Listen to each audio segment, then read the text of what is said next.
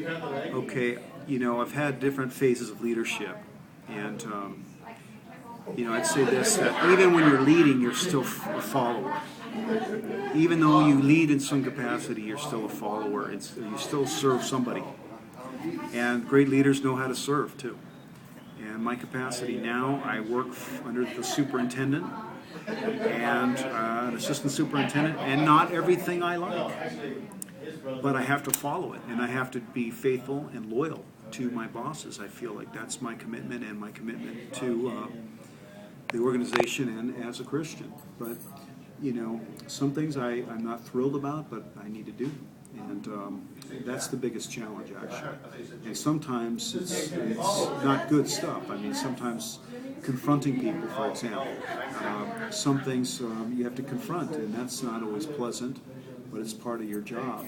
And if there's a way to do it, I think you can have a good effect, but those are great challenges. So those are some of the challenges. You're still serving, you're still following orders, and sometimes you have to follow those orders to the letter of the law, even though you don't agree with it. That's a very tough challenge. But the other part of that is this, that you are the steward.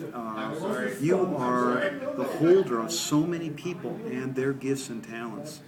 And man, you better not go into administration without understanding that. You have to go in knowing that you've been trusted with these people and their lives, this group of people, to help bring the best out of them. And again, this is from Warren, but he said, "Are you the lid lifter in the organization?" In other words, as a leader, you should be the one taking the lid off of people and raising their performance because you believe in them. And if you're not a lid lifter, then you're probably putting pressure on people that they were not meant to bear. Now, everybody needs motivation and all that, and sometimes accountability. Sometimes you have to discipline. But man, I found that if you are using taking care of the gifts and talents of the people under your supervision, and helping them, encouraging them, sometimes as being a good listener. I have seen those. The most rewarding thing of the job is seeing them impact students and seeing that go out so broad and so vast, seeing students being touched because of your leadership, and it's the most incredible, awesome thing.